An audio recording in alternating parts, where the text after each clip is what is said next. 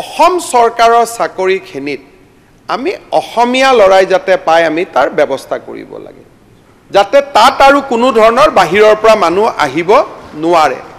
সেই কাৰণে আমি এটা ডমিসাইল ৰুল এটা ডমিসাইল পলিচি এটা আমি বনাই আছো আৰু এই বছৰৰ ভিতৰতে আমি ডমিসাইল পলিচি এটা অসমত আমি প্ৰকাশ কৰিম যাতে নন ডমিসাইলে 10% চাকৰিত এপ্লাই কৰিব পাৰে হাই কোৰ্টৰ জাজমেন্ট আছে যে আমি চাকৰিত ৰেষ্ট্ৰিকশন আনিব নোৱাৰো কিন্তু বিধানসভাত আইন পাস কৰি আমি এটা ৰেষ্ট্ৰিকশন আনিব খুজিছো যে 90% of the job only domicile can apply 10% job আমি খোলা ৰাখিম বাহিৰৰ পৰা নহয় তাতো পিআৰসি লাগিব কিন্তু domicile is a must record and PRC আজি হৈছে পিআৰসি থাকিলে সব এপ্লাই কৰিব পাৰে অসমত 2 বছৰ আহি থাকিলে পিআৰসি পাব পাৰে গতিকে পিআৰসি 100% লাগিব কিন্তু 90% ডমিসাইল হ'ব লাগিব আমি এটা আদাৰ লাইনত আমি যাব খুজিছো যেটো খুব ষ্ট্ৰিক্ট এটা ডেফিনেশন হ'ব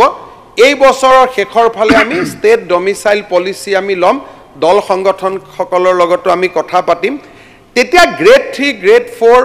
ক্লাস 1 ক্লাস 2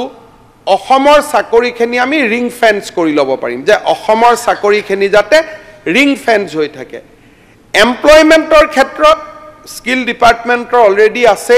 এতিয়া টাটা ইয়াতে ইন্ডাষ্ট্ৰি কৰিব আহিছে মই তেওঁলোকক কৈছো যে 100% চাকৰি অসমৰ ল'ৰা ছোৱালীক দিব